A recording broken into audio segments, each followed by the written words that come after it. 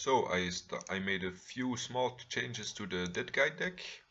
Like I changed the Chromox for the Horizon Canopy mostly, because like the Chromox is really good in like playing a turn 1 hate bear like Containment Priest, Canonists, or like just even Confident Stoneforge Collective Brutality. But in the late game, I kept dying. Like the games I lost, I usually lost to having like a Chromox in my hand for a few turns and not trying anything. So Horizon Canopy at least cycles itself. So we'll see if losing the explosiveness is a problem or not. And I am back on Liliana at Last Hope. Like I remembered to take her now. What's wrong with the deck? Did I forget a card?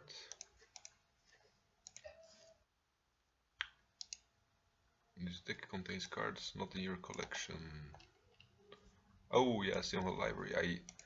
Because I'm also going back to the Deadguy Ale, because without the second Mox I want to have more 1-drops.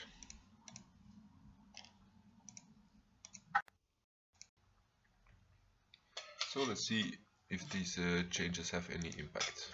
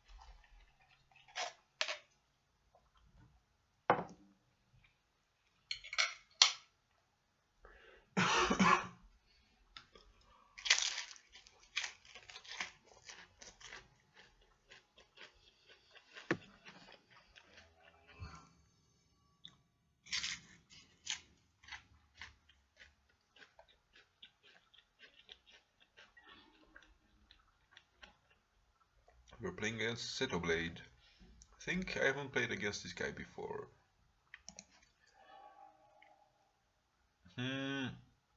This is tricky. If Deathrite lives, like Mirror's Guile or Confident could... I think I'm gonna keep this, like it's very risky, but the upside is very big. And I want to be fetching a Bayou in case like my Deathrite gets bolted. I still want to play the Mirror's Guile. Like I know I shouldn't be keeping this, but I just wanna know how it turns out. And our opponent mulligan to 5. So at least that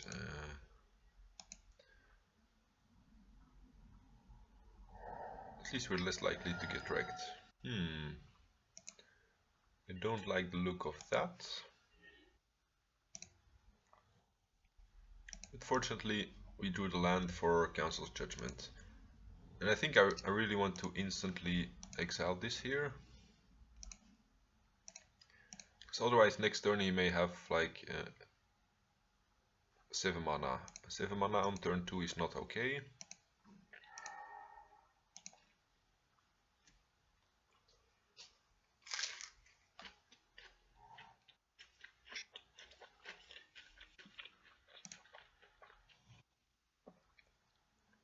Like he may be on all his dust, so I may want Collective Brutality for that, but I'm not sure. Like I definitely want Confident. I guess I can play out Confident already. But either I want Mirror's Guile to keep digging better, because not all of these decks play all his dust. I guess I can't risk them having it. And like the other modes are not gonna do a lot either. Like probably none of their creatures are small enough to kill. Okay, sure.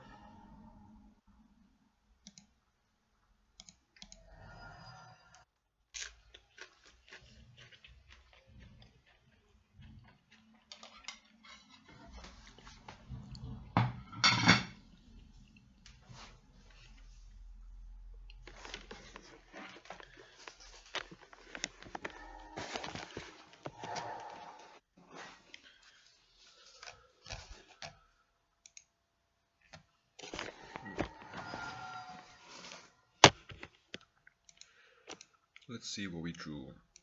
Stoneforge Mystic seems really strong here.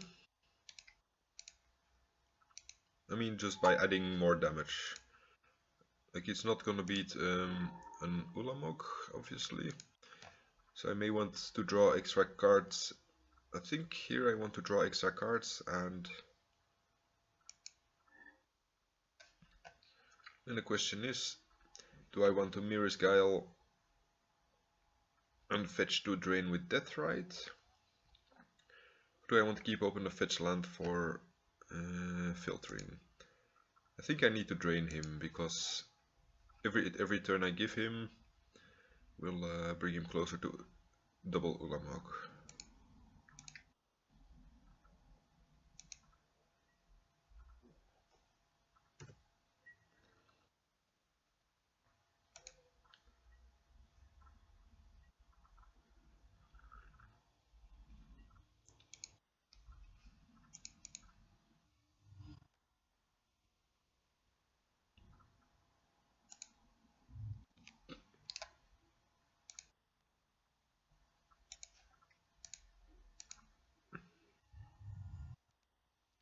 I want to dig deeper, so I'm first gonna resolve the Confidant. Like, I prefer taking some damage, but looking one card deeper with Mirror's Guile. Always yes, always healed. Oh, him to Turag, very good. Then next turn I reveal Stoneforge of the Dark Confidant. Actually, that's a mistake, because I may draw the card with Sword of Fire and Ice. Oh yeah, but I get to shuffle of that. No, I don't, because I can't.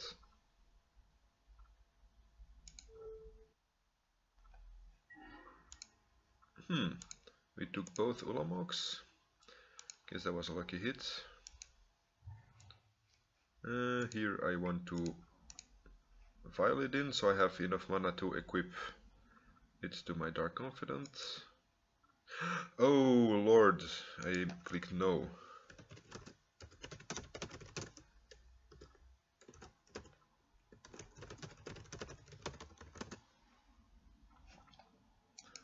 Okay, that's like missing out on a lot of damage. That's really bad.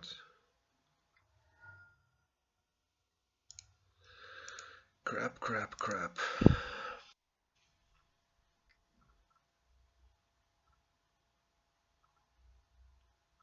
I'm so used to just clicking OK here, but it didn't have an OK button, it only had a no button. Because I had to click the sword in my hand.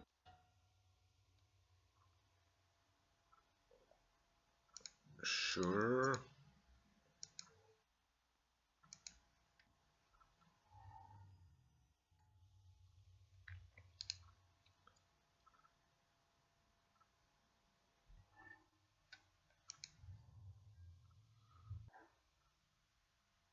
Yeah, at least like we would have killed the Thought-Knot Seer, or he would have been dead. Like either of these.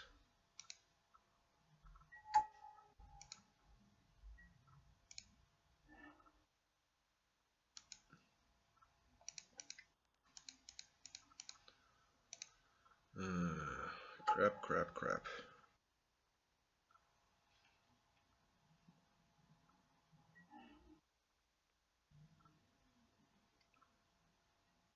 Yeah, so he would have, either he would be dead, or you would have had an extra card of the Thought-Knot Seer.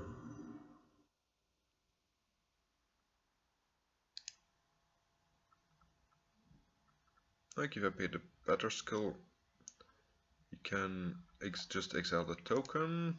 That's not great. So I feel like I need to plow his Thought-Knot Seer. Draw an extra card.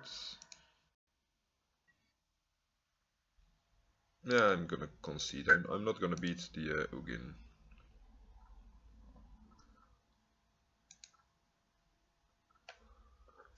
I may want a Snaring Bridge. Not sure I want Humility because he has all the Ulamogs to just exile it. Definitely want Gaddock Teague. Definitely want Seal of Cleansing.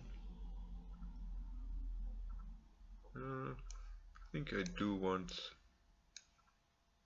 these. Maybe even surgical, like if you can wasteland the cloud posts. I don't want the collective brutalities because he's not so high on instants or sorceries. Then the duress is a lot better. Jita seems not so good. Deluge, I don't think I want that kind of effect. It's like I would have to play it for 10 or like even 4 against the Totnot and wipe my own board.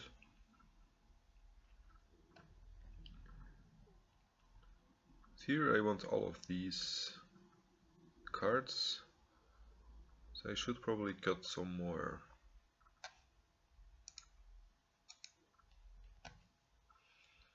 Maybe the surgical is not as great. Like we may randomly get him with it, but I think it's not worth the 2 slots. And he's not big on creatures, so I may just rely more to Liliana sacrifice than to the Swords of Plowshares. Because like we just saw, we don't want to give him like 4 life even if he's only at 4 life total. Here I'm gonna keep because of Mirror's Guile, and I have a Stoneforge to shuffle in case I want to. Again, it's not the best opening.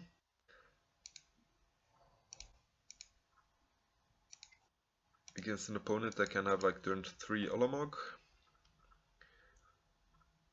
But this could find us a Hymn to Turak, for example. Or a Wasteland. Question is whether I want to Wasteland now or Wasteland next turn. I think I need to start playing my own threats. So I'm gonna start with Stoneforge for... I think I still want this.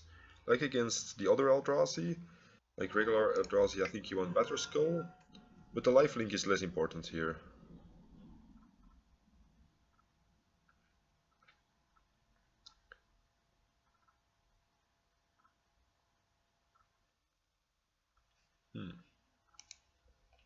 Sure. I definitely want more Wastelands.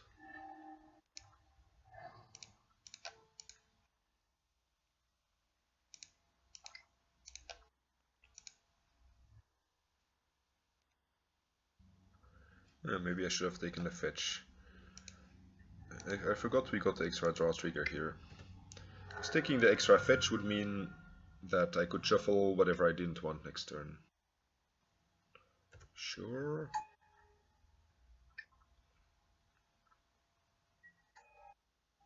I think it's better to take one of his... I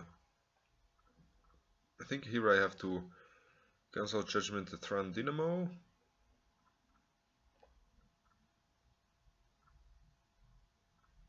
But I don't have... Do I have another Scrubland to fetch for? Because I actually want to fetch these away. I think I fetch for... No, maybe I draw the Wastelands. But I really need to start drawing other stuff here. I think I'm still going to keep the Wasteland. Then I'm going to cancel Judgment the Thran Dynamo because it adds like 5 mana every turn with Voltaic Key.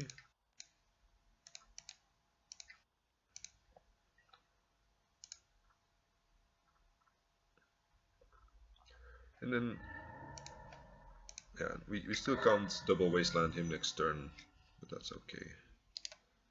Maybe I want to upkeep Enlightened Tutor at some point.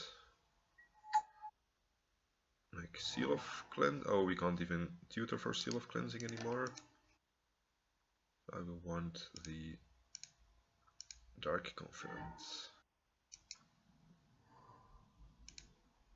Like for now, his Ancient Tomb is dealing him damage, and if he has another Cloud Post, if he has another Locus in hand, this will also make 2 mana. So it's kind of, if he does not have the Locus, it would be better to keep him off. The 2 mana here, but at least like him dealing himself damage is also pretty valuable.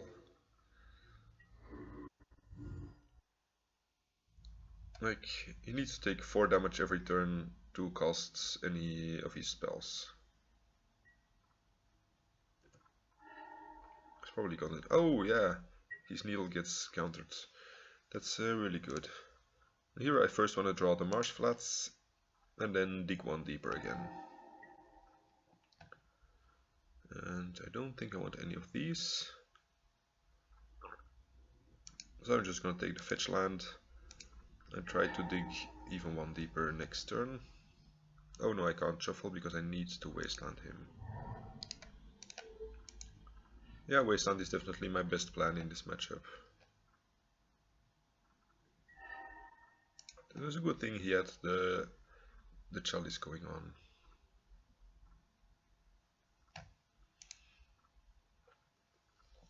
So for the last game, I think I want to keep the same hand.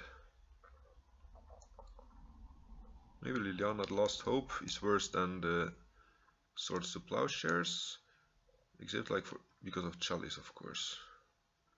Like, is rebuying stuff really useful? I think maybe not.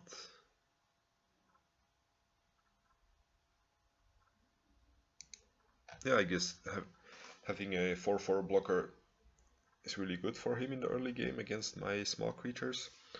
So I guess we'll just try not to die to chalice and play the Swords of Plowshares.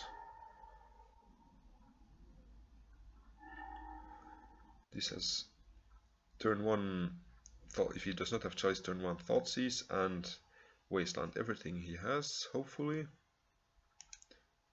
I think I have to keep this, even though I could be inclined to play Stoneforge before wasting him, because I also need to start attacking him, of course. Oh yeah, and he makes the choice for us, like no wastelands. That's fine, because I have the seal. So this turn I Thoughtseize, next turn I Stoneforge, the turn after I seal plus wasteland. Because sealing next turn doesn't do anything because we won't have the mana to actually waste him. Let's see, Ugin is cheaper and like more nasty because it's a complete board wipe. Ulamog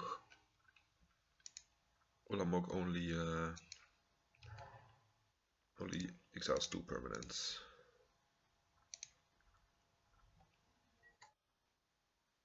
I'm still gonna go for the Fire and Ice here.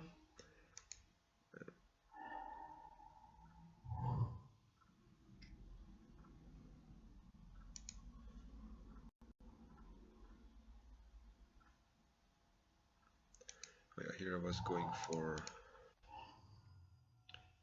Seal of Cleansing plus Wasteland. I'm not yet revealing the next Wasteland. Let's see, Bayou. Yeah, adding the Seal of Cleansing I think was a really good idea. Like I found out I was losing a bit too much to decks with enchantments or artifacts. So having an extra out to those is quite valuable.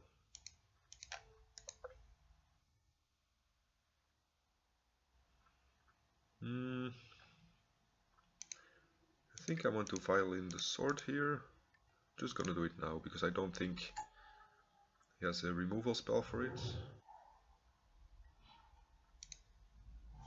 Then I want to equip. Oh, opponent concedes, sure. Like anyway, I was going to equip and then play Deathrite and not play Liliana yet. And then next turn Liliana discard Swords of Plowshares. So I can't believe we actually won that. Wasteland is a pretty good card in this matchup. And basically without it we lose. If he is able to shut it off, and with it we win.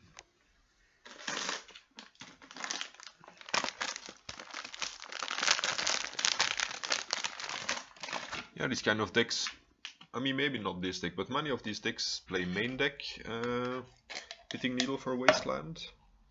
So I mean if somebody plays the main deck hate card against you, that means they they must really be afraid of the card. And I think on the one hand, Wasteland causes a lot of bad games in Legacy, like people just being screwed and not able to do anything. But you also don't want the format to be overrun by Tron decks, like the big Eldrazi style of decks. So it's a necessary evil.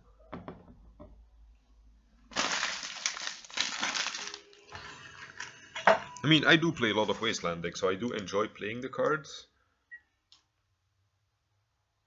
But still, like, it causes so many random screws. Like, you may have 2 hands in your opening hand, it's a perfect keep. Like, you don't deserve to be punished for keeping a 2-lander. Then you don't draw any lands and they wasteland you out of the game, for example. I'm gonna keep this. It has like 2 turn 1 options, and then like if I play Deathrite I have 2. If I play Deathrite I even have like the option of Confident, Thoughtseize or Liliana. So I probably have to play Deathrite first, unless they're signaling a combo deck, like a very fast combo deck.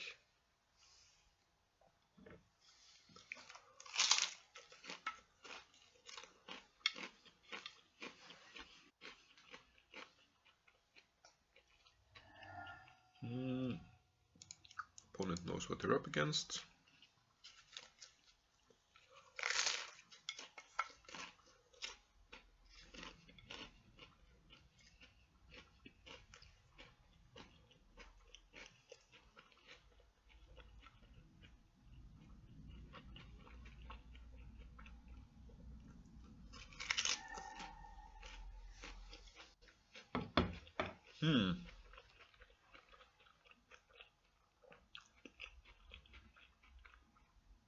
They seem to think they cannot beat his hand.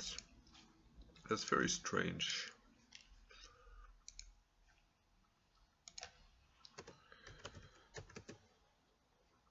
They never 5-0'd. Oh, maybe they're like on some kind of dredge deck. No, then they should have chosen to go on the draw. I'm still gonna bring in some graveyard hate. Like, they can't have scooped to just a single Thoughtseize. So I think they're more afraid of the Deathrite Shaman. Meaning, no, maybe not the Pitting Needle yet. Okay, I may want any of these cards, like maybe not necessarily all of them.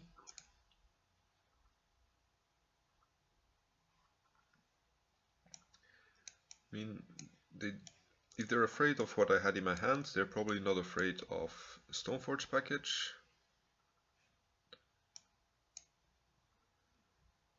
So I'm gonna play it like this for now. Just a bunch more hate bears and graveyard hate.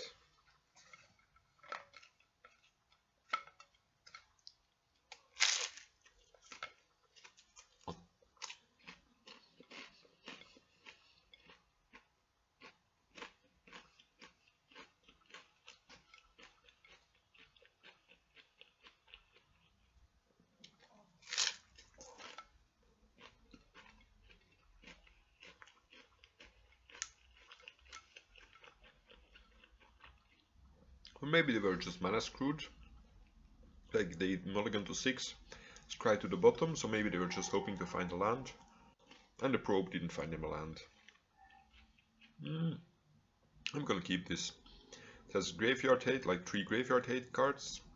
And like still cards that are good in creature matchups as well. I mean, Deathrite is good in any matchup, basically.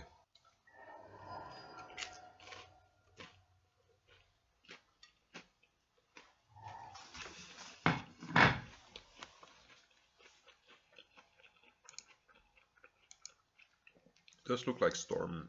I mean, if they're a combo deck, I don't think Show and Tell would have scooped. To me, having a single Thoughtseize,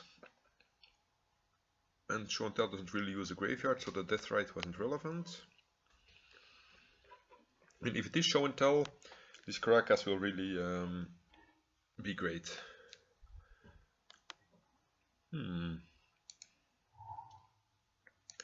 Rest in Peace will be awesome as well. I already have the white source, so I will fetch for a bio here for the Death Rite. I mean, if it's Show and Tell, Rest in Peace does nothing, but Containment Priest and Caracas do. And if it's Storm, Rest in Peace may do like at least some work. They're on 2 islands. Storm does sometimes play 2 islands, but in general I think they only have like 1 of each basic. So I'm gonna guess for now that they're on Sneaky Show.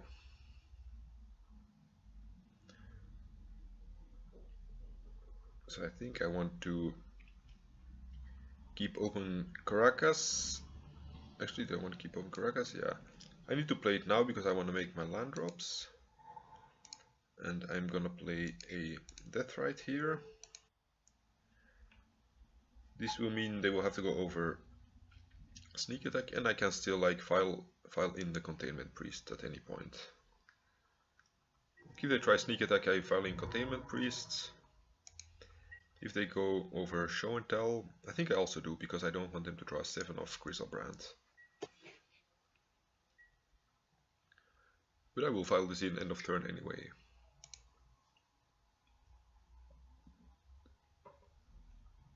Oh, did I board in Eatersworn Canonist? Oh, I forgot it. That's really stupid. Because it's even good against Sneaky Show, like especially against Omniscience. But even just against like cantripping, now you can ponder into another spell. Here I think I'm gonna respond with the Containment Priests, because the probe may draw him into another blue card for force or into an actual force. And he will know to play around it anyway as soon as he sees it.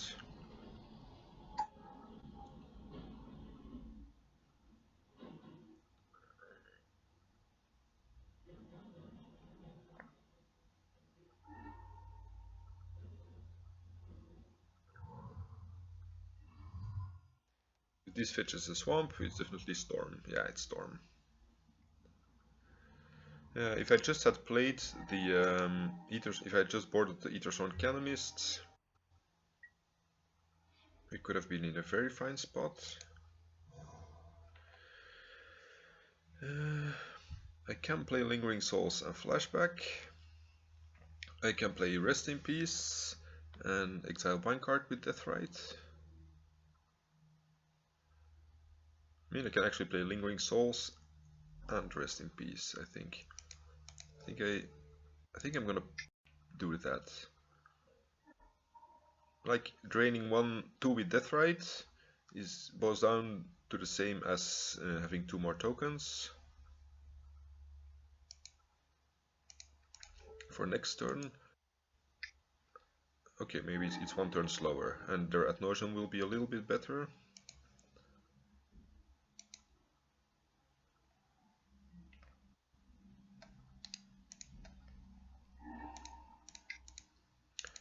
Yeah, I definitely want Eatersworn Canonist here.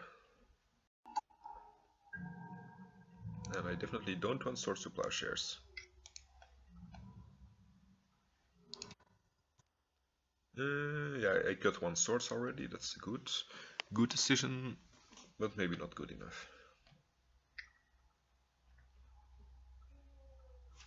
But Rest in Peace will slow them down a lot. Like, Cable Ritual is one of the best cards in the deck, and Past in Flames.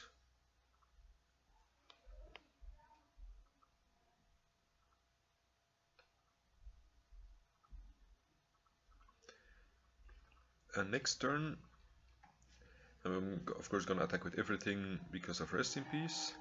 And I'm gonna keep open the Swords to Plowshares, in case he has like an almost lethal storm, or a lethal storm, I can still gain 2 life and try to survive.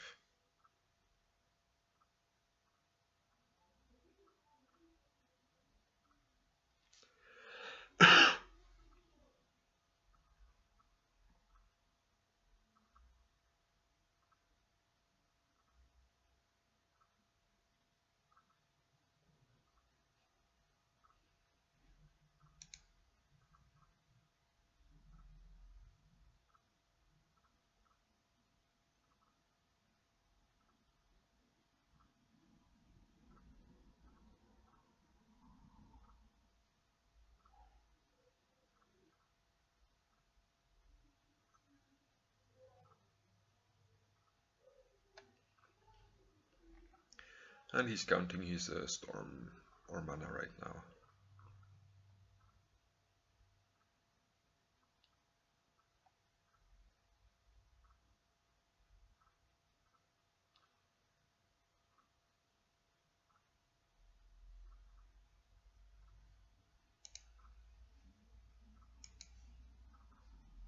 Did he probe me yet? Yeah, he did.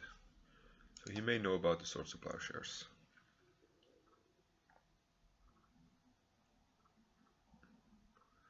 I think if he tries to go over goblins, the Swords of Plowshares will be valuable, but otherwise it looks like he's trying to kill us this turn by the amount of time he's taking.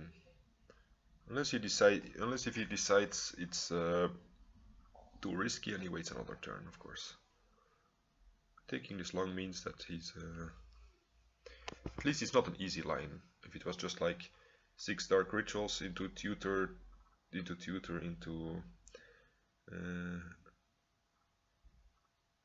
like just a tutor chain, all rituals into tutor chain, then it would have been oh yeah, but it seems he still had a line that was that could work. Maybe over ad nauseam.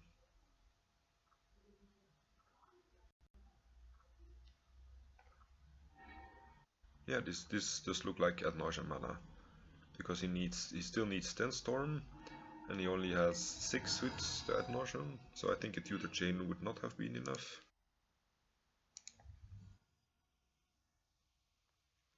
He did board Flusterstorm, probably against him to Turak on the draw. Oh no, he was actually on the play. Yeah, this should win him the game. Ritual, tutor, lead for tendrils.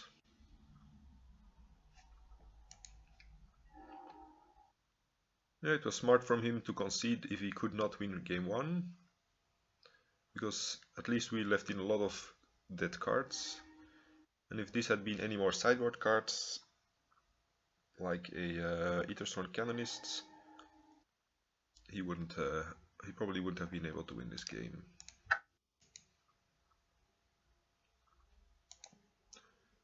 So we definitely don't want Plowshares. We definitely do want Ethersworn Canonists. Maybe want Engineered Plague on Goblin. Maybe on Toxic Deluge. I'm not sure. I don't want Council's Judgment.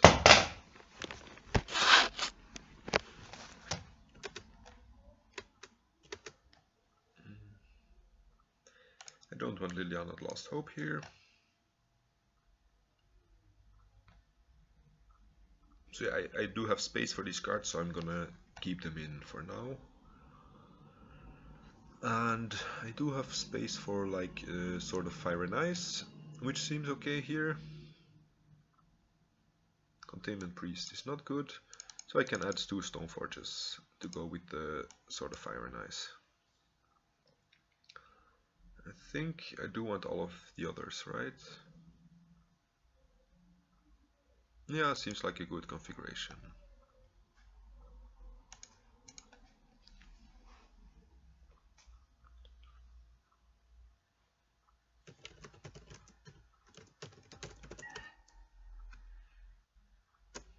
Time to play first, yes.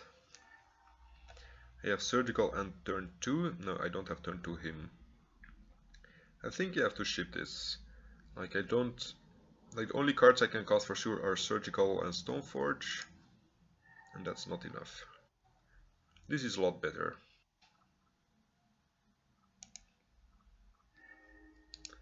Like I want to draw the Spirit of the Labyrinth. So this duress is going to be really awkward, but I need to go for it here and now. I am going to try and not fetch a scrubland, because I have a white source here, and it could play around Massacre. I mean, of course, Gaddock Deek shuts off Massacre, but in case I have Ethersworn Canonist, then I can play it off a non-plains land. Duress doesn't do a lot here, so he can keep it. He has only 1 land, like he does not have black mana yet. But I think I might just take the LED anyway, because against discard decks they tend to play the LED even before they're going off with Storm, while the Dark Ritual, at least I have another chance of discarding it. And like this adds 3 mana, this adds 2 mana. If I had Surgical, of course I would have taken Tutor and then just Surgical their Tutor in a later turn.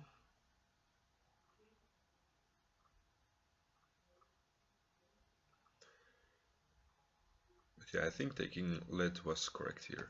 I mean, I could see taking Brainstorm in case they don't draw a Swamp, but like they have both a Probe and an extra draw step from being on the draw. So I didn't want to risk like going all in on the black mana screw. And step, okay. Him to Turak is obviously very good here. So I have to remember not to fetch a white mana source.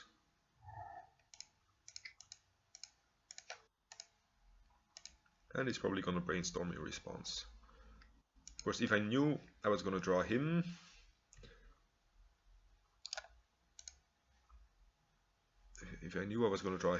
I could have taken the Brainstorm. Yeah, it's always easier to decide that afterwards.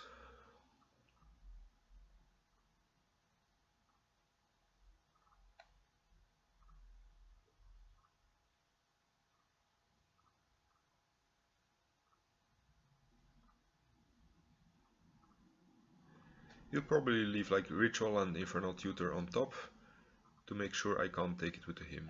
At least that's the card I would guess from these ones that he wants to save. Like if he draws a bunch of other cantrips, maybe he wants to leave the cantrips on top to be able to recover better from the him. But oh yeah, okay, he's throwing the rituals under the bus. That means maybe he definitely wants to go more cantrips into Past in Flames, I'm supposing here. He did not find the black mana source.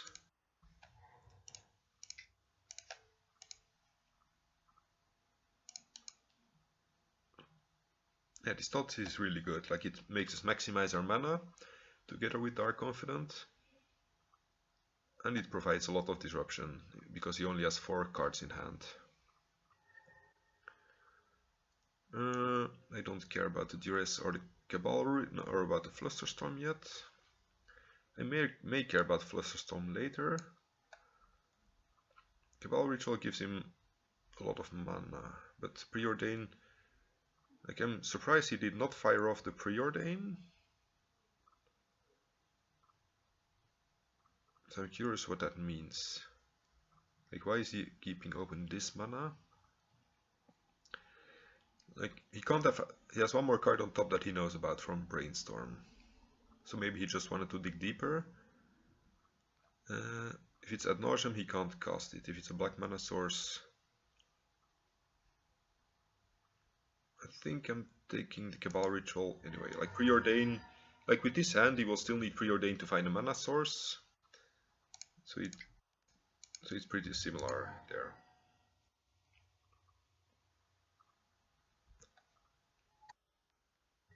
Like Flusterstorm and the rest don't do anything, and so he basically only has Preordain, and now he has like the top deck card and the one he preordains into. Well, Cabal Ritual, maybe I should have taken the Preordain, because this is able to find him more outs, like the black mana. I guess that's yeah, I guess that's a consideration to take. Because he puts both cards on top, that means he has a black mana.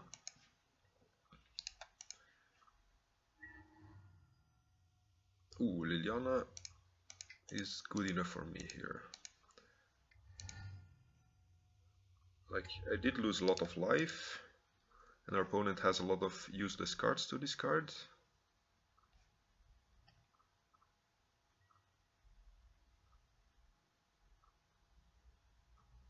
discard Lingering Souls. It's a pity now that I don't have double white source, because otherwise I could Enlightened Tutor for Rest in Peace or for Ethersworn Canonist.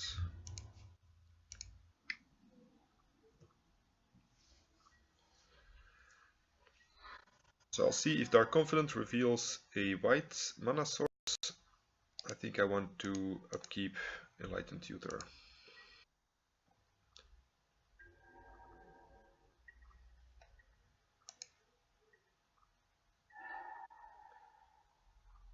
But it doesn't have any artifacts or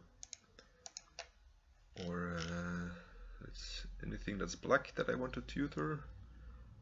Yeah, maybe Engineered Plague, but I think it's more valuable to end of turn tutor here. On the other hand, it would mean that I have to discard my Swamp to Liliana. So yeah, it's okay.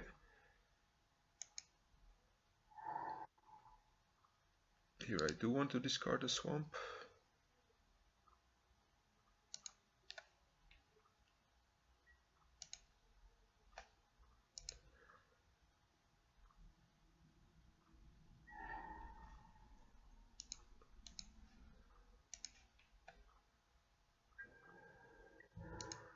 Yeah, I hope I'm not gonna be one turn late with this Enlightened Tutor. Like if I get to live one more day, one more turn, I think I barely can lose anymore. But of course it's in no way guaranteed that that he does, like he could have, if he has like Past in Flames and LED on top, I think he can sacrifice LED. No, he only has 5 mana. So he needs like double LED and Past in Flames or something.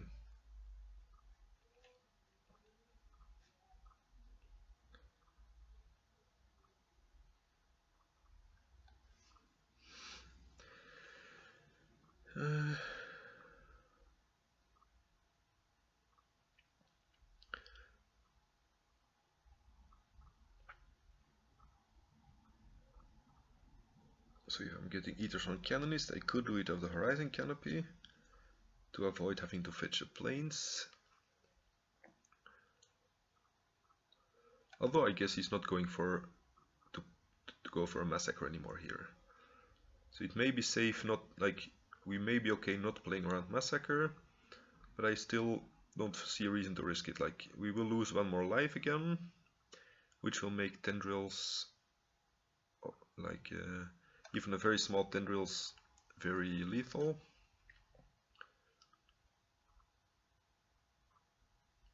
He has like double ritual into ad nauseam and manages to draw a few cards.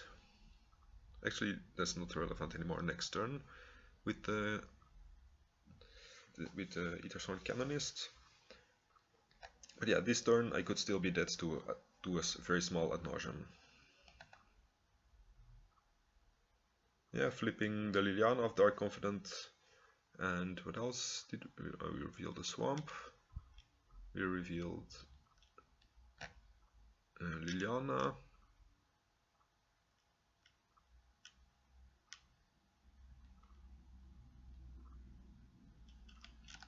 That's actually no, oh yeah, of course the Thoughtseize cost us 2 life.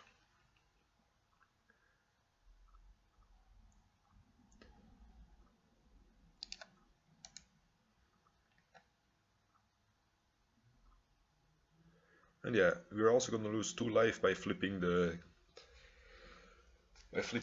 what's her name, Ethersworn Canonist to the Confidant.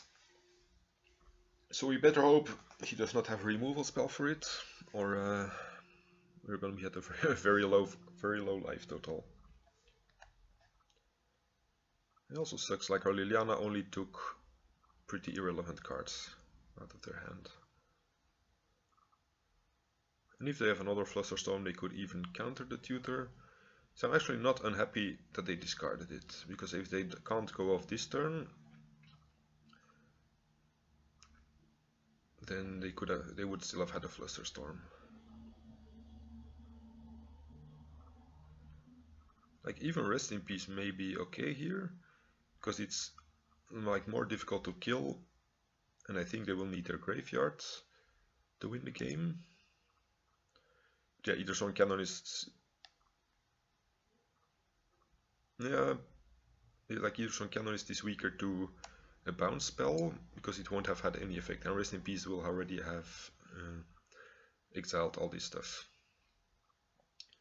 But being able to attack and leaving us not dead to the ad nauseam thing. So I think I do not fetch here yet. First I want to see what's going on. So yeah, I was going for Ether Sworn Canonists, I think. And I will go down to 8 life. Meaning if he has like Chain of Vapor, Double Ritual and Tendrils, I actually just committed suicide.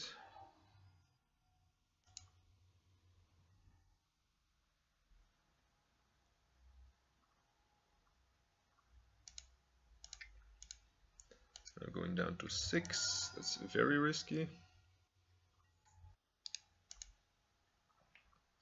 But yeah, at least I will be able to flash back the Lingering Souls. And I will...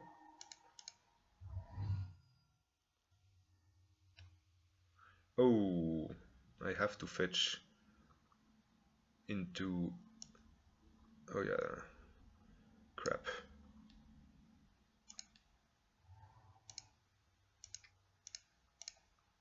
Well, I guess I don't have a choice anymore now.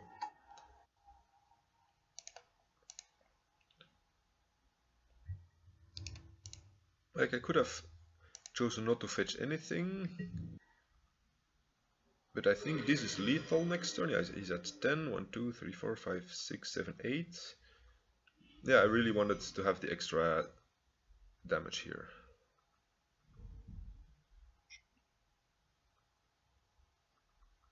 Because now I can get him down to 1 life. And otherwise he would be at 3 life, so he would have more possible outs, I think. Now he needs to end of turn Chain of Vapor, like he needs to draw an end of turn Chain of Vapor for me.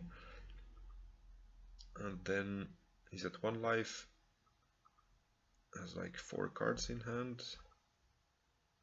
Only 3 cards after Chain of Vapor. Maybe only 2 after Liliana. Yeah, we may actually still die to our own confidence. If we attack him down to 1, we flip a 3 mana costs twice, and we're dead.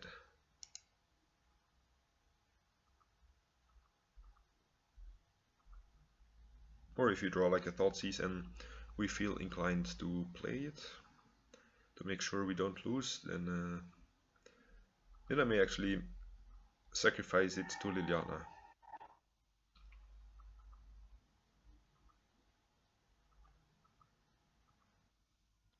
Okay, Rest in Peace. Then I draw Toxic Deluge. I feel I can safely pitch it, the Deluge.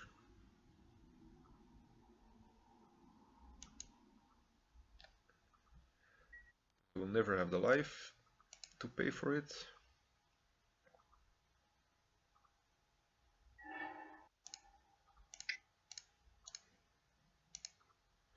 I think I don't have 4 drops, so Confident should not be able to kill me. But he can just have like exactly Tendrils of Agony, just drain me for 2 and I flip a 2 mana card. That would be kind of cute.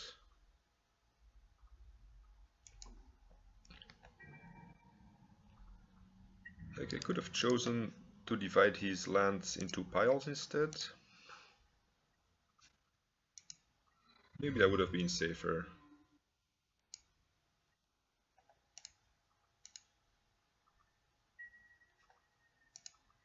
Okay, he does not. Phew, okay. That was close enough.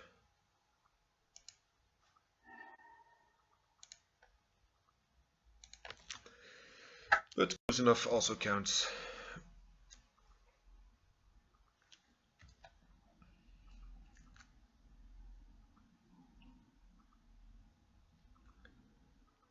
Yeah, it's crazy. We ended at, I don't know, did we end at 4 life? Yeah, we ended at 4 life, and our opponent never did anything to us. So we basically we dealt 16 damage to ourselves.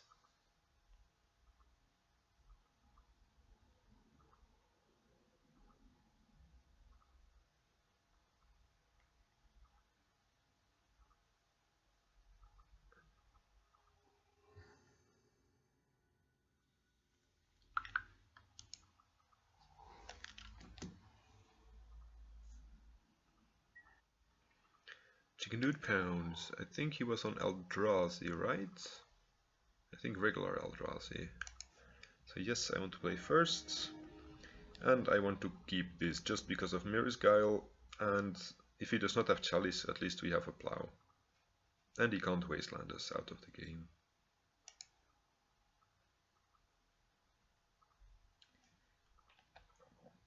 Yeah, I think in both last game and this game, I'm happy that this is not a Chromox.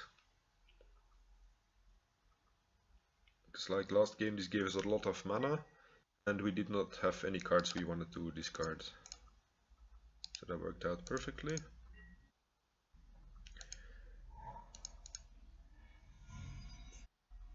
I'm gonna fetch with the Windswept Heath because that has less options. Like we can already fetch our 1 basic plains and our 2 basic swamps. And this could still mean like Enchantress.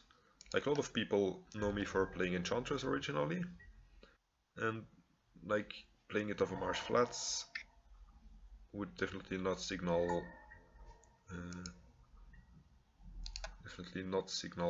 Enchantress anymore.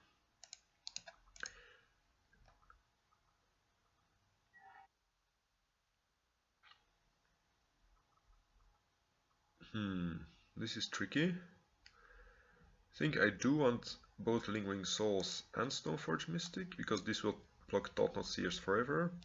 And the Stoneforge, yeah, of course the Batterskull is really strong, but I am suspecting a turn 2 Thought-Knot Seer here.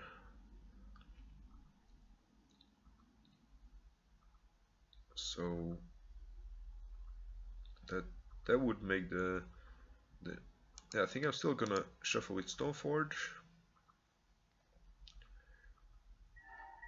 But we may be very weak to either not drawing Lingering Souls kind of cards anymore here, or just like him taking the Batterskull, and or even Chalice on 1 is pretty annoying here. This is a matchup where Batterskull is my first pick. I'm usually pretty big on Sword of Fire and Ice, maybe I go for it a bit too often. Yeah, that's the... I'm fine with Warping Whale. I prefer being able to hardcast this later.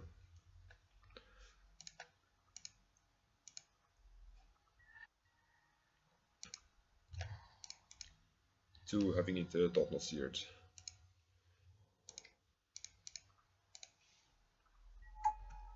And I keep open the Swords to Plowshares.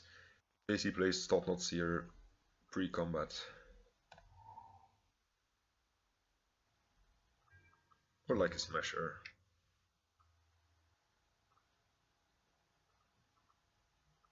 Yeah, I think this represents too many big dangerous Eldrazi from this point. Like he's obviously building up to a bigger Eldrazi here. So I think I want to keep my Swords to Plowshares. Yeah, for example, I think I want to plow that one.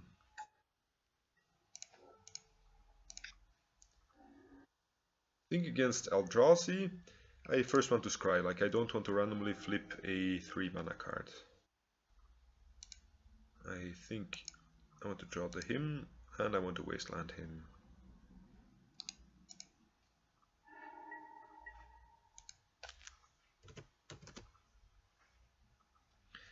Yeah, our opponent considers it to be a cool combo.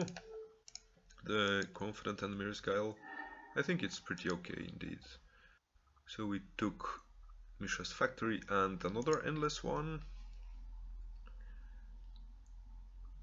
And like if we wasteland him here, we'll be very far off playing Batterskull. But he will be even farther off doing anything. So I think I go for it. And I don't want to block this creature and give him more cards. So I'm just gonna take the damage. And I know there is a scrubland on top anyway, so we're not gonna take any damage of the Confident.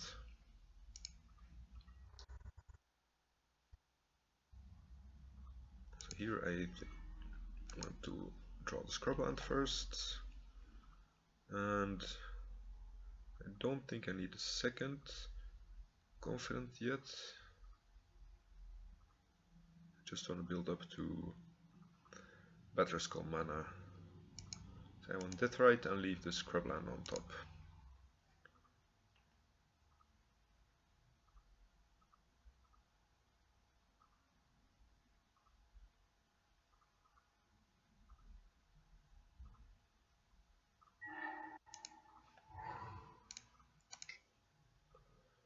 I'm gonna keep this in case I really need to scry to a different solution. I think here I can't risk to take any more damage in case of Reality Smasher. So I think I do want to block here. And then I may want to shuffle away the Confident and the other land.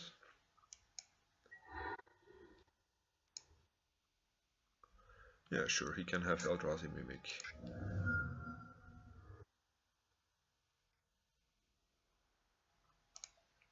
Sure, he can have all of these. But I'm still going to fetch away the other cards, looking for like Swords to Plowshares or something. Or something that will, oh yeah, he can't Harping Whale the Batterskull. Perfect.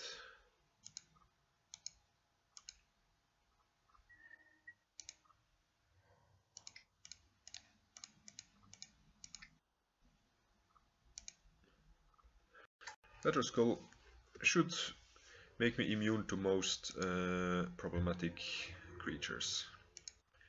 Only Dismember could be rough. And if he plays the Smasher, I will plow it and discard the Horizon Canopy.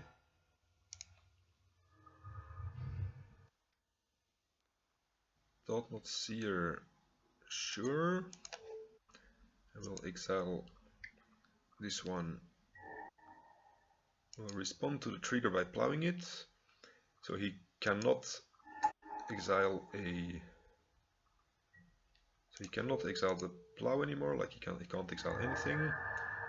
Oh, actually he can take the Stoneforge now. Oh crap.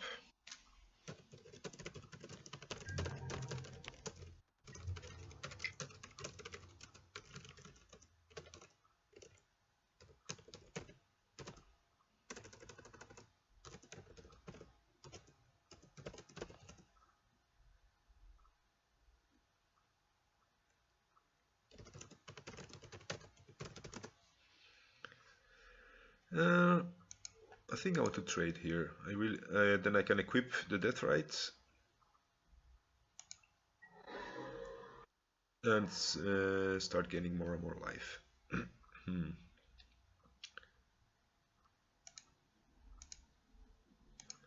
I want to.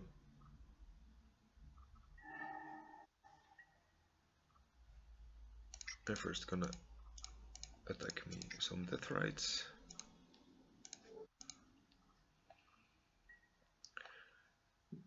Yeah, but he's close to activating Eye of Ugin, so I need to start either finishing him fast or drawing into Wastelands.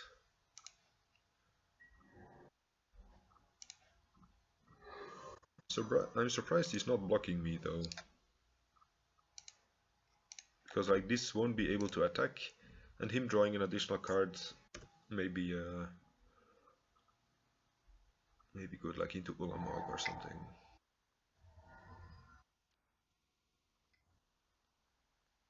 So he's tutoring with Eye of Ugin for... I'm not sure what he can find here that gets him out of it, because he has to sacrifice the Siege of Traitors. Yeah, that one seems okay, I guess.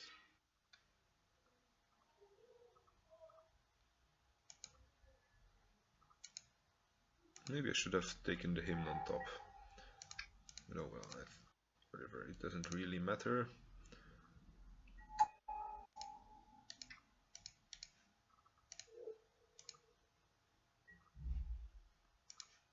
Because we have like a super death right. And yeah, now he has the block. Which is a pity.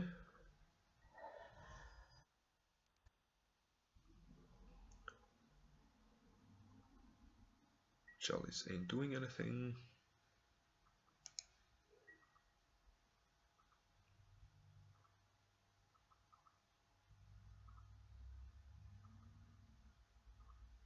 Yeah, I think...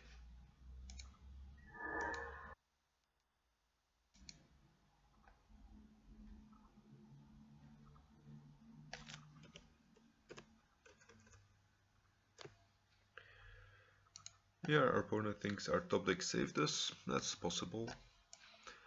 I think a Snaring Bridge could be okay. Seal of Cleansing, definitely. Pithing Needle could be okay against their Eye of Ugin, or something like that. Gaddock Teak against All This Dust could be an option. I'm not exactly sure. And Humility and Toxic Deluge are up for discussion. I don't think I want him to Turak on the draw, because he'll just be killing us while we are not playing anything on the board. I want the Stoneforge and Lingering Souls package for sure. Thoughtseize seems okay to some extent, because sometimes you only have like 2 or 3 creatures in hand, but it is kind of weak to Chalice. And I'm also gonna cut at least one Collective Brutality, because they hardly have any creatures or instant or sorceries that we can take with this. Still, the life gain and killing like random Mimic, or like taking their Alice Dust or Warping Whale could be fine. I guess we don't want the Humility then. So this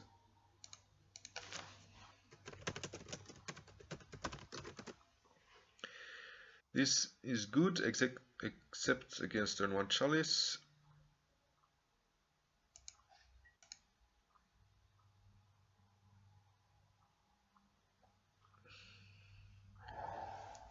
And of course he has the Chalice. I can feel it. He does not. That's good for us. I'm still gonna Thoughtseize him before I plow it, because I can keep the plow for something bigger later, and being able to take like oh, he does have the, yeah, being able to take for example Reality Smasher seems more important. I'm not gonna take the Matter Reshaper here. He can play it next turn and I will kill it with Deluge eventually. This member could be annoying, but like he's bad against Lingering Souls. Could be more value later game, but we can make him discard it later game. Sure, Matter Reshaper. So I think we want to take all his dusts, but we have some time to wait with that. Ooh, I'm really liking the Collective Brutality in this spot. I think I'm going to take the Endless one. Like, this provides 1 more damage, but he draws him a card. So I want to take all his dust from hand, and I want to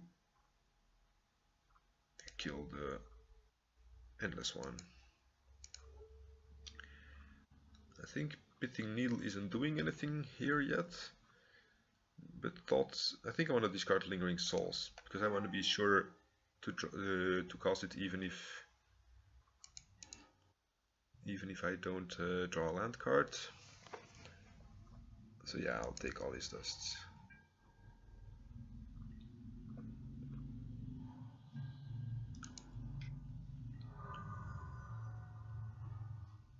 Okay, this seems great. I don't think I want to deluge yet, but I'm gonna get myself a green source to be sure. Wait, if I think I plow this guy and flashback lingering souls.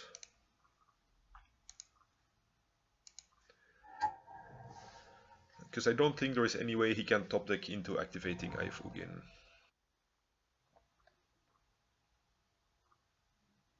Yeah, fetching Bayou was risky in case he drew Wasteland, obviously.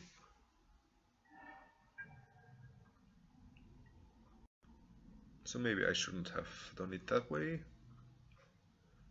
I'm gonna attack first, in case Dismember is his only card we can Thoughtseize. Otherwise he would cast it pre-combat, so now we get in 1 additional damage.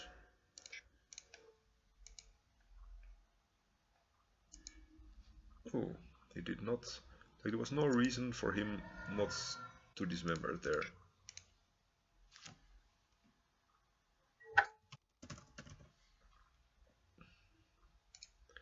Yeah, I should definitely just have fetched the basic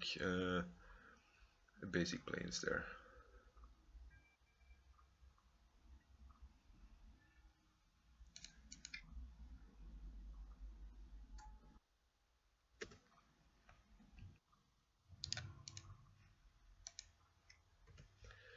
Oh boy, this deck is so good. Even if you lose this game, just these, like all the previous games you could have seen, like this, it's just so much more consistent than anything we've done in with the previous decks we played, like the Grixis File Smasher. Yeah, this is very awkward here. Actually, I'm not winning this race, but I think I can afford to attack one more time. Because I don't feel like blocking this dude.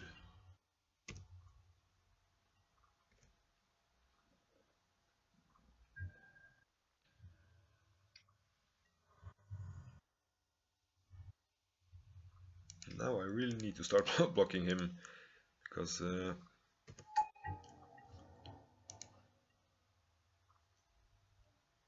gonna be losing a lot of life to confidence potentially. And I still need to be able to pay life to my... If he has a removal spell for one of the spirits, it kind of sucks. 2, 3, 4. Yeah, he needs 3 more mana to activate Eye. Yeah, I really need to start gaining life as soon as possible.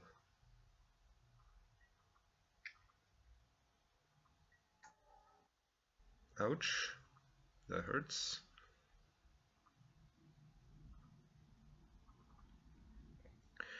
Okay, I don't think we're winning this one anymore.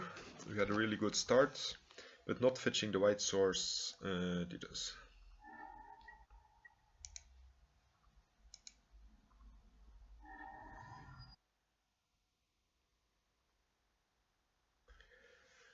I think I'm not yet conceding here. I'm gonna block and hope my opponent breaks for a few turns. They could even tap Eye of Ugin for a black, play the second one and activate it if he's close enough.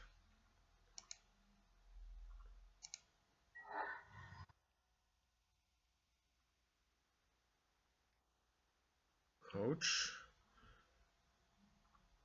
I don't think we have an out here.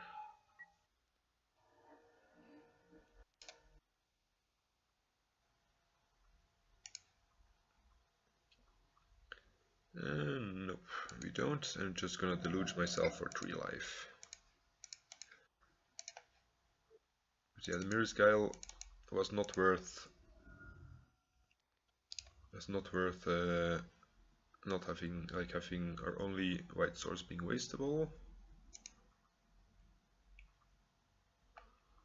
Meaning, how do we want to deal with this? Anything different? I think not. Like, I was still pretty happy with the Thoughtseizes. This hand is awkward. I think I want to mulligan it. This one is even more awkward. And this one, it does something. We have turn 1 play, turn 2 play, and turn 3 play. If we get to stop, well, he can't cast Chalice yet unless he top decks something. So I think I need to take the risk and take Endless One here. Then next turn take a Thought-Knot Seer. And hope they just don't land the Chalice this turn.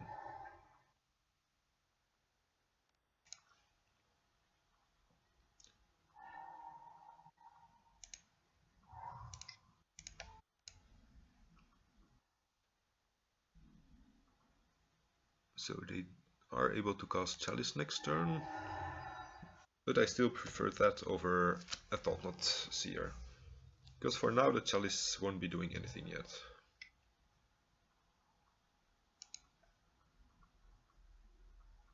Ah, come on, opponent. You're kidding me.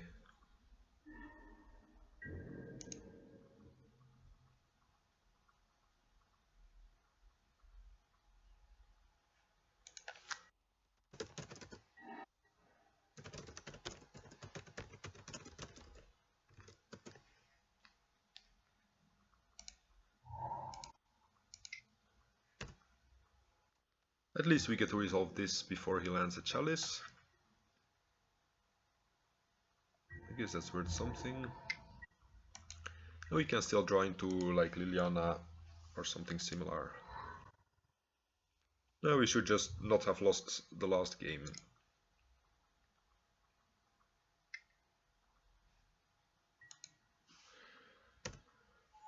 Like if you had not made the mistake, with fetching the wrong mana source, you would have had Jite and Batterskull, and he could only have taken one, and we could have potentially had a comeback. Here, like these tokens are very bad against Endbringer, but yeah, I mean, it's not like I have something better to do here. So I'm just gonna attack with Deathrite.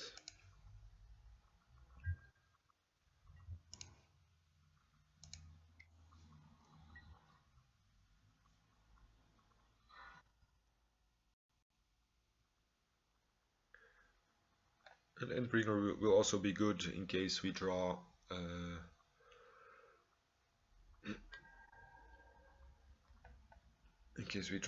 Snaring Bridge. So it's going to be a very uphill battle here.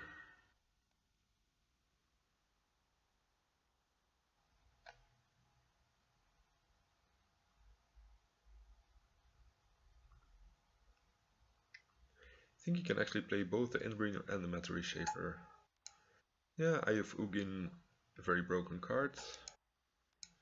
We need a board wipe. We don't need that kind of card.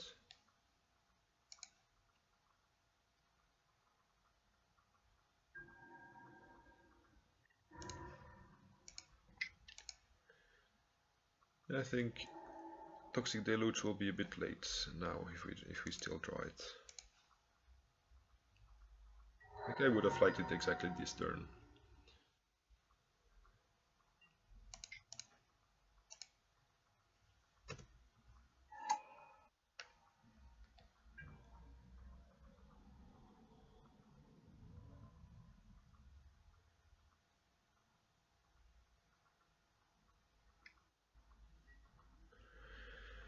Yeah, I think I can't afford to not block here. I mean, I need to keep the Deathrite. In case I draw like another... Yeah, it doesn't... See, this will ping me for at least 2 more. Yeah, like if I want to have Toxic Deluge as an out, I think I need to block both.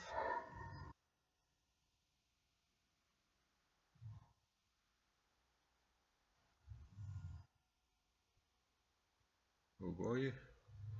Looks like something big.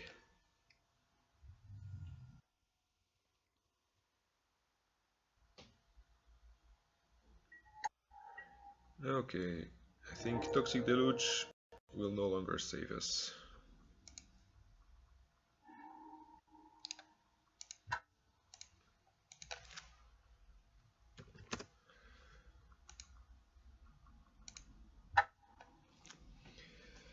Okay, yeah, the Chromox Death Chromox Galactic Snaring Bridge was a really strange hand. With of course the Chromox. I mean, Chromox takes a slot of a land, so if it had been a land, it would not be a lot better. So I would have mulliganed it anyway. So that's what really killed us, like the mulligan to 5.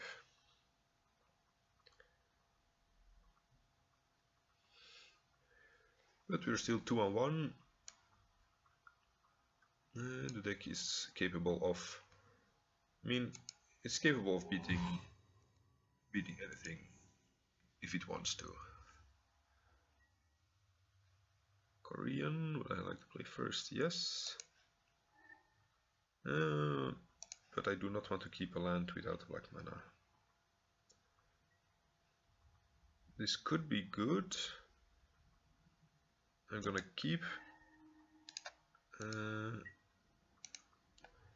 just try to slow them down with the Thoughtseize as much as possible.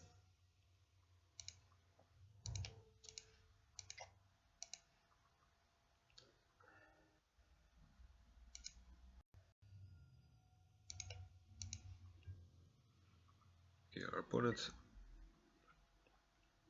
has a lot of stuff going on, but mostly lands.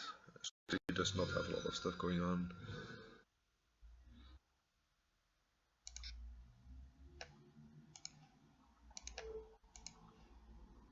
I want to see what he top decked.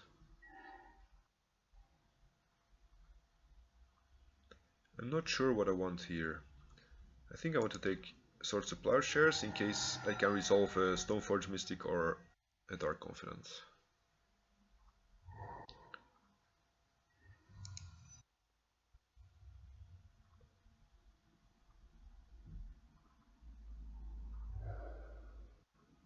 Really seems not to want to be stifled.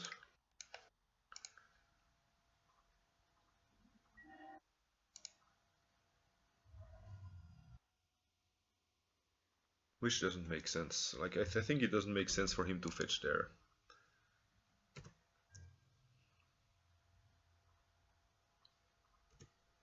And now I would like to draw a basic plains. Or like even a scrubland or a fetch land. Everything except that land.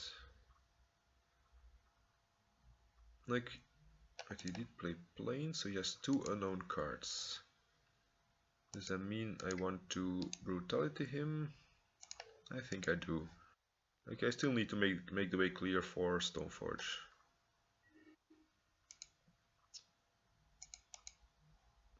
Fortunately, our opponent is only drawing reactive cards, so they don't have anything going on for themselves. All they can do is just try to counter or destroy our stuff, but we have nothing to be destroyed yet.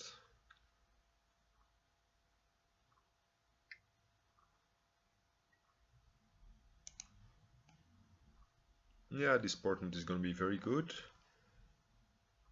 Unless he shuffles. Yeah, he puts them all on top. And he does shuffle. So that means we may have a chance here.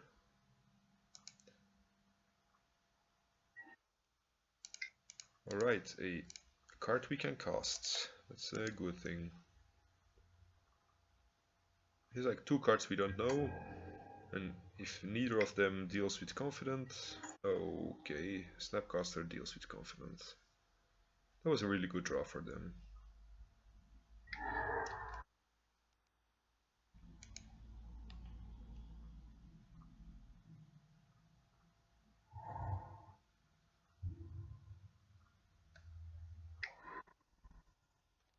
is good. I'm not gonna play around back to basics yet, because I want double black in case I draw him to Turak. I may be inclined to cast Sword of Fire and Ice, so I can play Stoneforge next turn and equip to protect it like from a chase bounce or something. I think that isn't really gonna achieve anything. So I think I just use Stoneforge ability, yes. I think I'm just gonna play it here and now.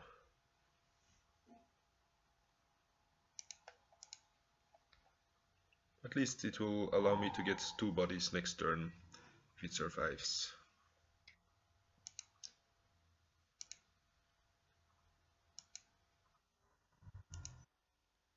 It does survive. That is some very good news. I want to violin the creature end of turn, meaning I'm just gonna cast the Jitte now.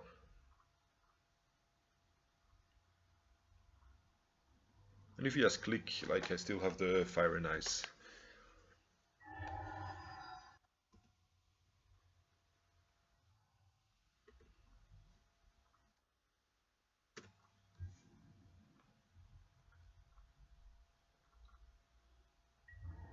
So our opponent is mana flooded, we were mana screwed. So that's been somehow fair to both of us.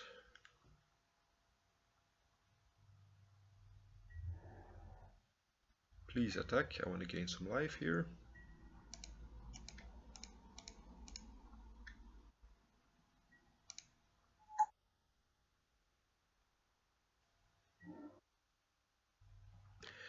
Definitely want the Death Rite, but I think I want to start with... oh no, I should have tapped the mana differently in case he had a response for it. So I could still have had the Death Rite. Please have no removal spell.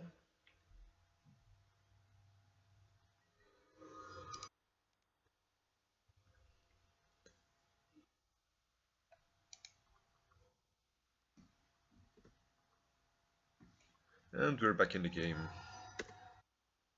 Like Swordsplow, like Jace isn't gonna win him this. But like Terminus unexpectedly absent. Like he does have the absent in the graveyard, so even a Snapcaster Mage could be fine for him.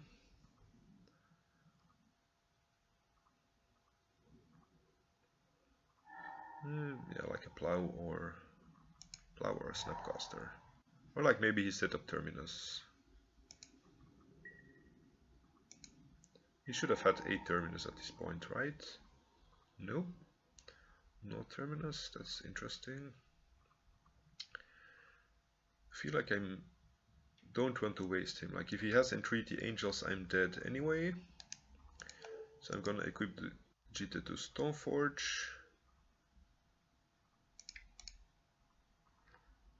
So if he has a removal spell, at least I'm gonna be able to get some counters on my second creature.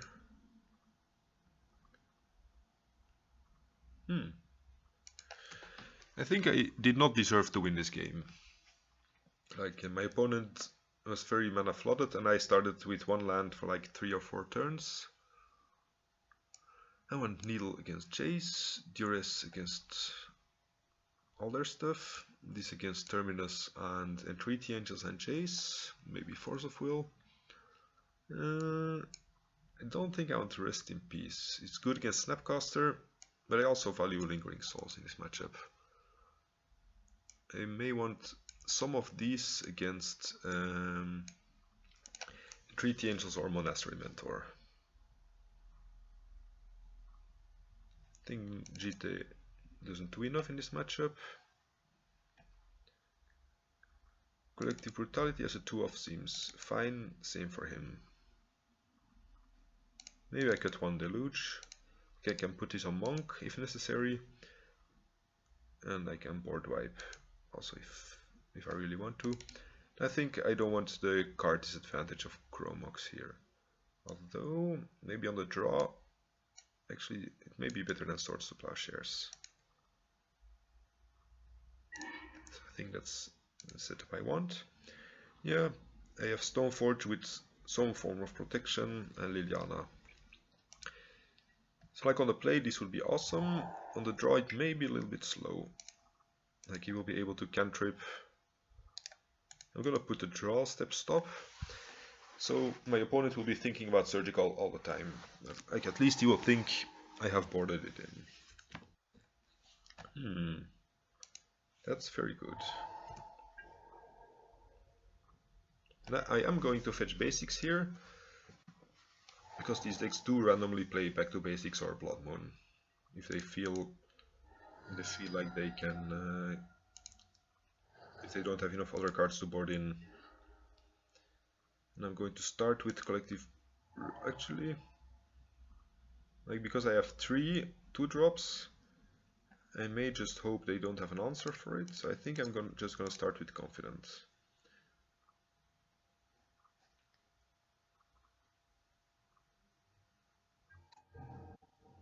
Looks like, yeah, sure, this could have taken a Swords to Plowshares out of their hand.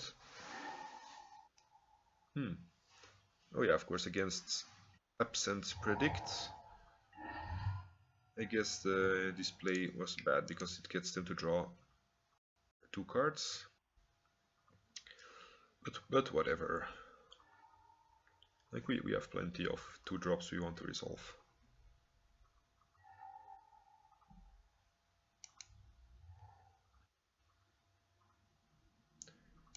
I think I want to jam Liliana here before they have the 2-mana counterspell up. Like they could have Spell Pierce, but they don't.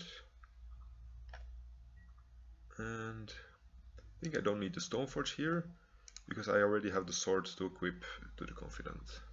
Like I want to keep the swords definitely, but I also want to keep this disruption. But this is a matchup because they have all the predict card advantage that I'm not even sure if I want to be plusing Liliana all the time. Let's see what's going on here. Now I may ditch. Oh, okay. That's pretty rough. Maybe I should have Liliana plussed first, because he's probably going to bounce my Liliana. Sure. If he has something else I want to discard, I'm probably gonna Collective Brutality and kill the Fencer, because he has Caracas in his deck, and that's just a very big lock. Yeah, here I definitely want to take Swords to Plowshares and his Fencer.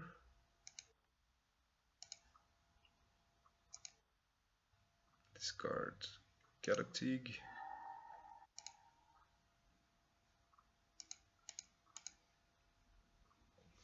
But because he still has a plow, I'm first gonna be playing my non-creatures here.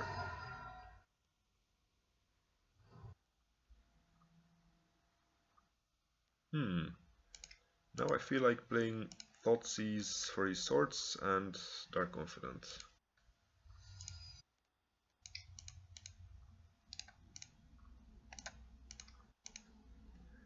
Yeah, I'm liking this matchup. Like the discard is still good post board.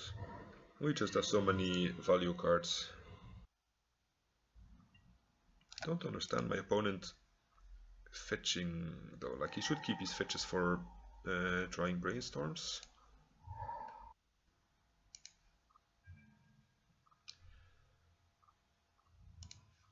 It's like even like there is nothing he could want to Snapcaster for 4 mana here. Unless like unexpectedly absent for a lot. And even Hardcast Force of Will doesn't do anything with 6 mana instead of 5.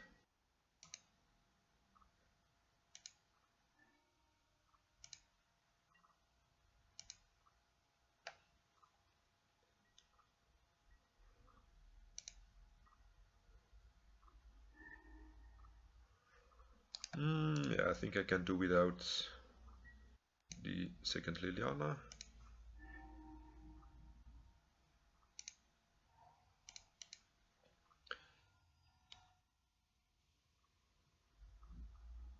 Gonna get me some basics. Gonna get me some Bayou. So we have all our colors and all our basic colors. And I don't think he can beat the sort of Fire and Ice beatdown unless he like looks into a random entreats the angels.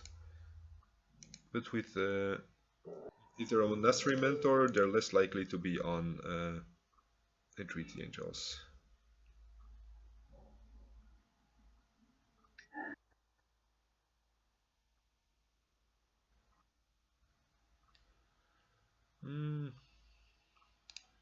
Yeah, I think I can afford to discard my Lingering Souls here. And I'm gonna play around Terminus by only flashing back one. Because in case they have a Jace, I don't want to get rid of my Council's Judgment yet. But since they're hellbent, I may want to minus my Liliana here. Because I don't want to keep discarding cards.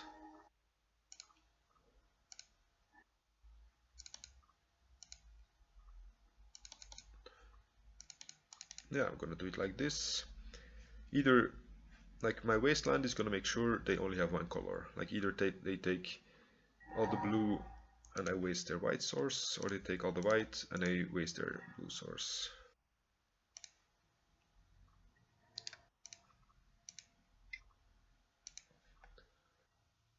That should be GG next turn. I mean, theoretically, they have one more turn, but I think they don't have any outs here.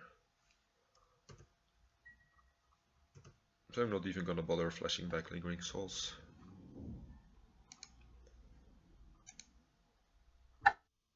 This deck is just steamrolling most opponents.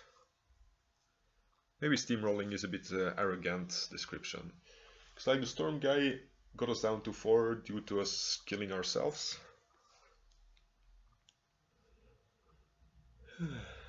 But yeah, nonetheless, it's a very good and strong deck. I think it's severely underplayed. Like you can see in a lot of the other videos, I do lose a lot of games with a lot of decks, so that means that I'm not like just a pro player who can win with this deck because I'm so good. Because I'm average, so if this deck like goes 4-1 on average, I think like yeah, maybe between 3-2 and 4-1. Like I think I never made less than 3-2 with this deck. Maybe one time in 10 or 12 leagues. So that means like the deck must be very strong.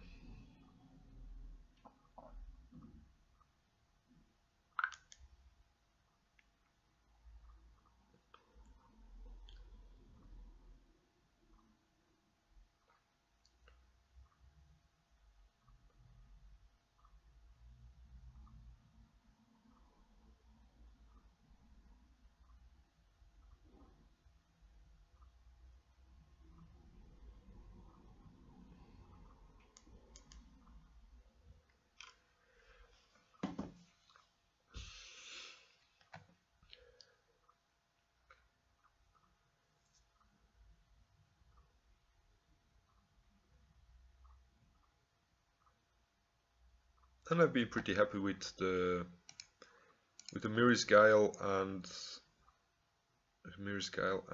the Horizon Canopy update. So I think I'm gonna be playing that for now for a bit. And just like one Chromox. Responsible Joseph.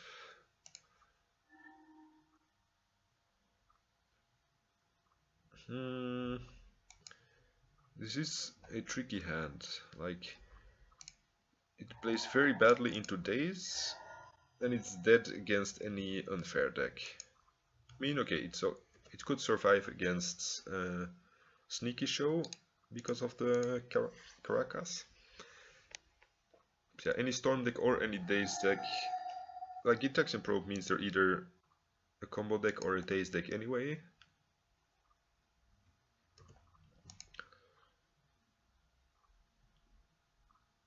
So yeah, that is not looking too great here. I should maybe have mulliganed, but this could be so much value against any regular fair deck. And the deck doesn't have so many mana sources, actually. Okay, it has 22 now. It used to start with like 18 or 19 mana sources, I think. So I don't dare to rely too much on mulliganing, because like a lot of hands are very light on land.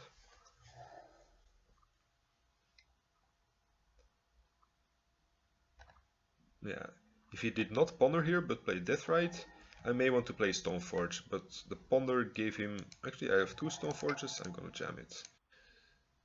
Because then he needs Daze for this one and Force for the next one. Yeah, but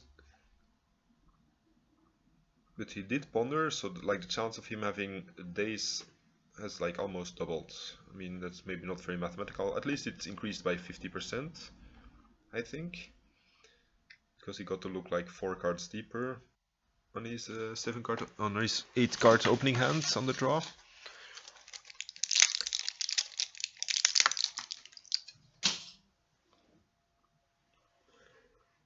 And here I'm going to file in the Batter Skull if it survives. I'm not going to go for the other equipments yet.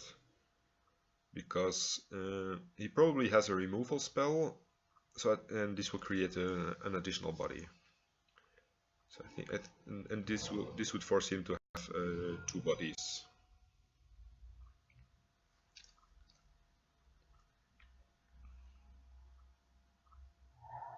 But of course he might just fatal push this here. Oh, Innocent Bot seems to mean he could be on like some kind of land still control, or planeswalker control. So I'm gonna keep the Caracas in hand because I don't want it wastelanded in case he's on Leovold or something like that. And the Stoneforge will not get anything. Sure. And then next turn I'm just gonna start casting. Like if he kills this, I'm not gonna play around Daze anymore, because a control deck usually does not play Daze. He probably plays this because of cable therapy. Oh yeah, maybe this is a guy who plays 2 veteran explorers, like some kind of bug control deck with 2 veteran explorers in it, like Nissa and Chase and stuff like that. Yeah, exactly. And we're gonna get wrecked here.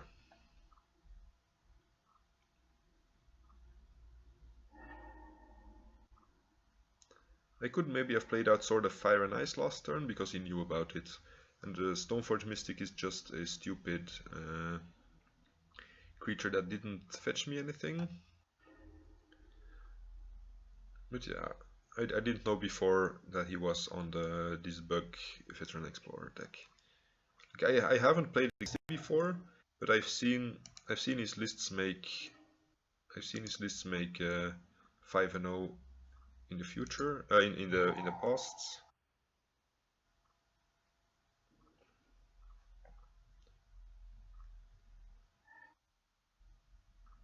So I remember having seen his lists on MTG Top 8. Don't kill me. Don't kill my Stoneforge. I want to get jitter counters.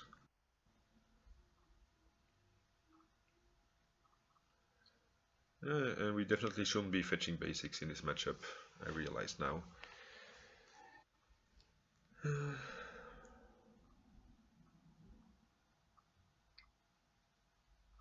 I think Liliana at Last Hope will be very good in this matchup. Like, buying back Stoneforge isn't great here, but like, if we get out Dark Confident and he counters it, or stuff like that, and just like milling ourselves into Lingering Souls. Okay. He does not want us to have any non-land cards anywhere.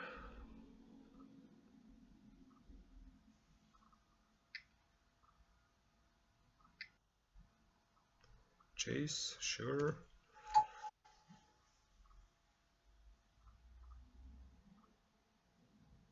Yeah, these kinds of decks are hard to beat because they attack on a completely different axis. Like he only has like Baleful Strix and Veteran Explorer as creatures. Maybe like a Tazigur or something. Or Snapcaster. But apart from that, like I don't think I want to play around Snapcaster, so I'm just going to attack the Chase, which is pretty weak. Because like Death Rat is never gonna win the race, but anyway, yeah, these control decks are just maybe one of the more difficult things to deal with for Deadguy Ale.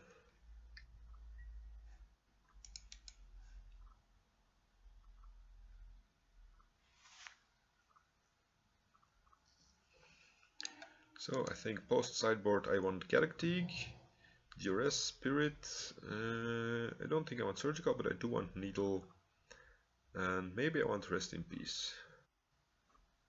Okay, he's gonna start Fate Sealing us, that's bad. Maybe something like Ethersworn Canonist, if he could be on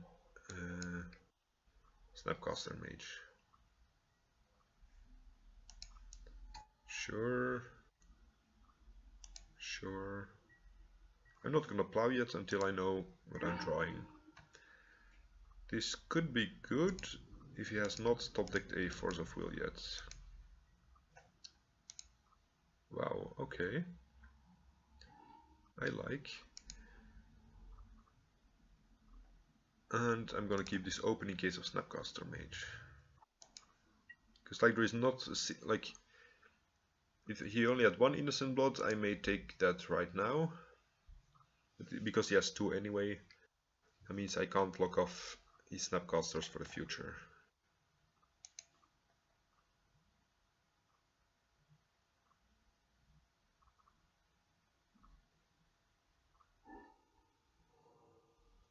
Yeah, I can end of turn take Innocent Blood, or like some sorcery that he can't flashback in response, and then he only has one left anymore.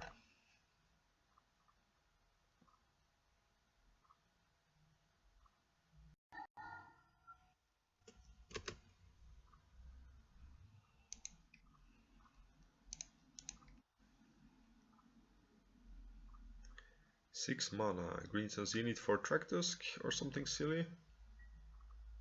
Sure. I have a feeling I just want to be exiling something in response. Doesn't really matter, but he does have Traktusk, and it is about leaving the battlefield. So like Swords to Plowshares isn't gonna do enough here. Yeah, he's gaining a lot of value here. He's definitely more Nick Fitz than I remember. I thought he was just using two Veteran Explorers for Planeswalker ramp value. So yeah, he gained, I think he gained 10 life or something, right? Yeah, 10 life and a creature for my Swords to Plowshares. That's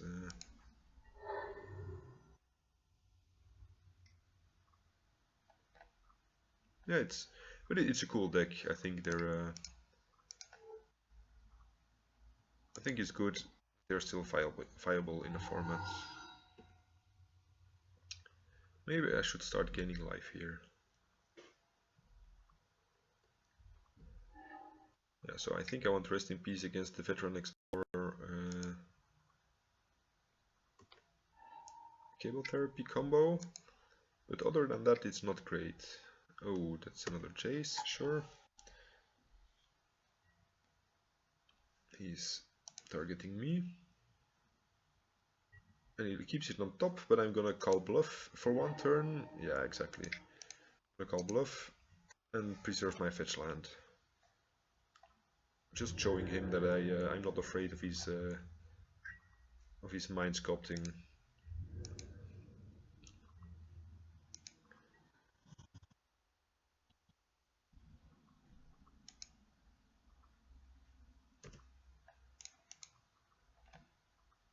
Usually if you have a fetch land available and they leave the card on top, you should not fetch end of turn the first time, just to see if they were bluffing or not, because they just want you to crack your fetch land.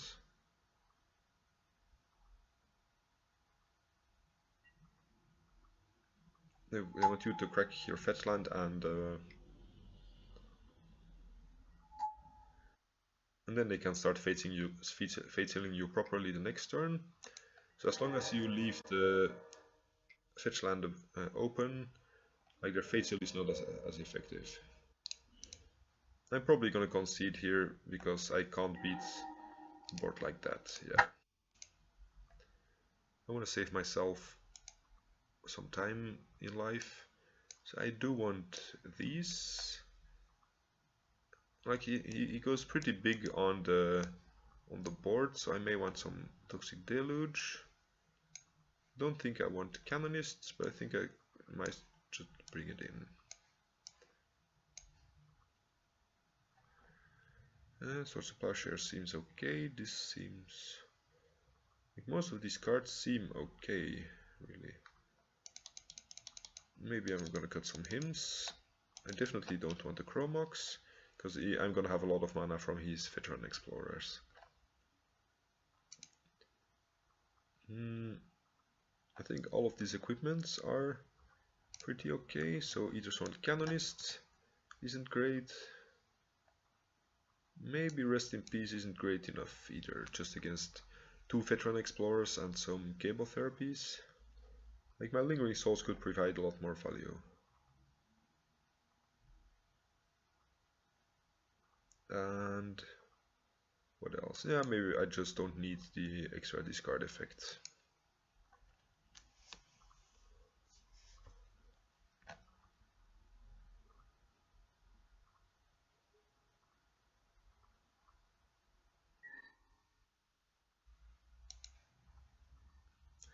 I definitely want this.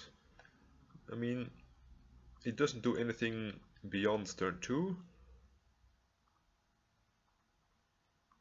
It does play into Innocent Blood, so that's risky.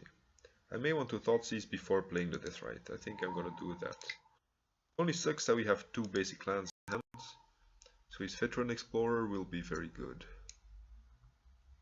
And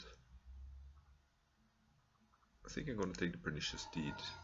Like I can like a Chase may just be a 2-for-1 at some point. Like Pernicious Deed could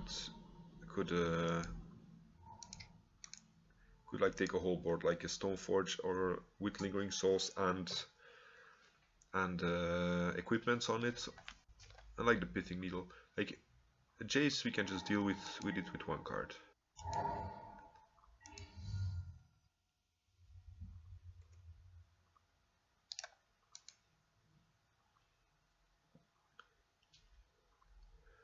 Leovold, yeah, like Leovold we can kill it. And they draw 1 additional card, that's not too bad. I'm not gonna plow the Strix here. Oh, we really drew every single basic we had.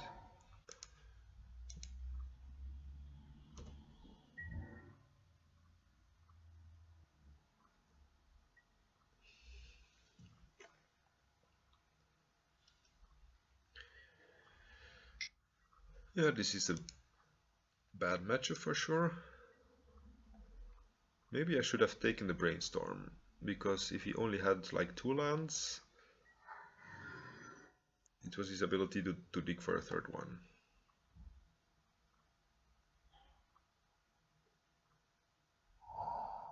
But he does have 3. And if I plow it, he draws an additional card, and he's more likely to have 4 mana for the Jace, which is a pity. So maybe I should have taken the Jace after all.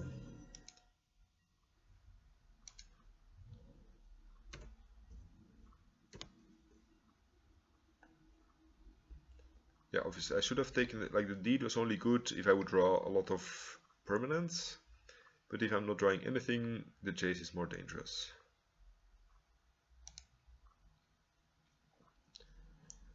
So we're gonna end 3 and 2. Like I don't think, maybe except like Lingering Souls or Stoneforge could save us the game here.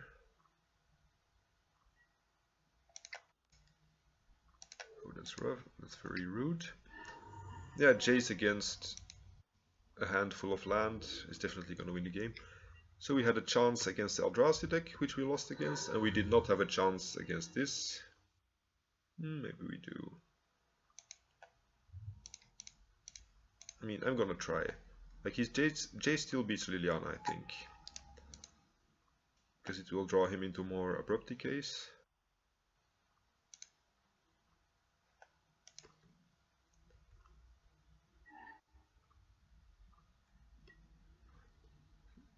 So we made 3 and 2. We could have had 4 and 1 potentially, but we yeah, 5 and 0 was impossible with well, facing this deck. Unless we would have mulliganed the hand. Okay, Thoughtseize is great because our opponent wastes a card, so he has less useless cards to pitch to Liliana.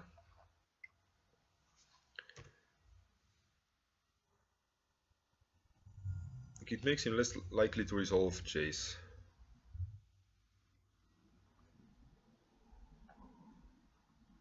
Okay, like, I mean, he will still have enough cards to discard to Liliana, of course.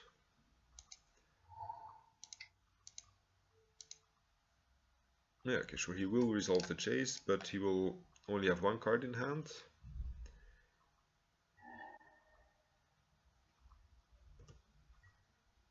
Meaning there is a small chance of me decking myself out of the Jace.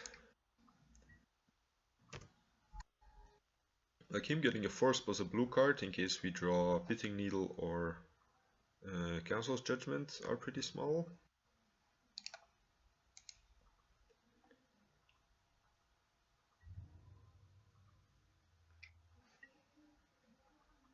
And I'm gonna fetch once here just for the very slight chance of, pardon me, of deck thinning.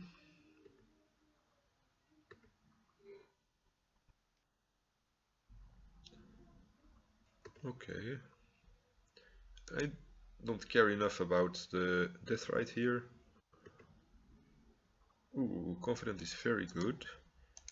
Because he won't be able to brainstorm here. I think. Like, unless he top decks a removal spell for the Confident, he can't take the risk of brainstorming into a removal spell.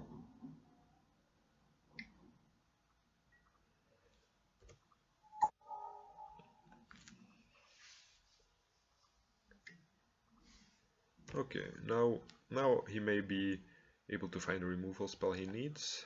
That's yeah, those were kind of good cards for him, but I'm not dead yet. Like if he bricks, he did not shuffle.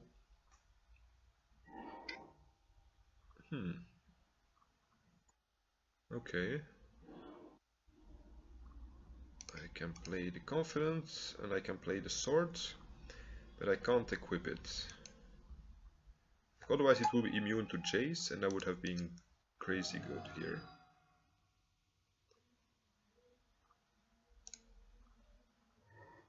But you can't have everything in life. My opponent has no cards in hand, so I'm gonna make him sacrifice the Strix. We will be farther from, like, he will be able to kill Liliana with his Scavenging Ooze. But yeah, whatever. Like, I think he would be able to kill Liliana anyway. Like, he would bounce and be able to grow his Confident very big. So we can play both Confidence and Equip. Like, if he has a... Yeah, like if he has a response for the one that we want to equip here, it could be problematic. But yeah, I'm liking this position here. Like only decay on this and then having this one unequipped would have been bad.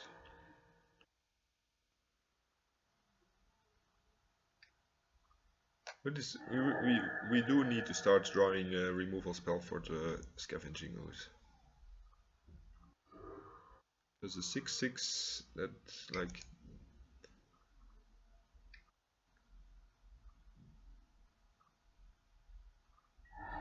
Oh, okay.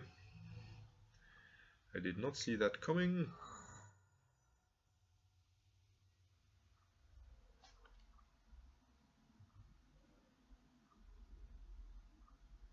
Yeah, I think I don't want to cast the Thoughtseize here.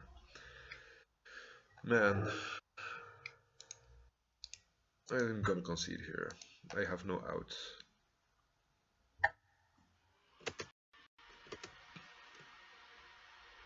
Yeah, our opponent had some pretty lucky consequences, but I think his deck is just better than ours in this matchup. Like, yeah, he would have bottomed the Lingering Souls, and we would still have died to the Scavenging Ooze. So let's see what our treasure chest brought us. Open these, yes. Looks like a pile of jank. Like, this is played in casual decks, but it's a 4 mana card, so I don't think it will be worth anything. And I will be gone for a while. I'll probably play tomorrow again, not tonight.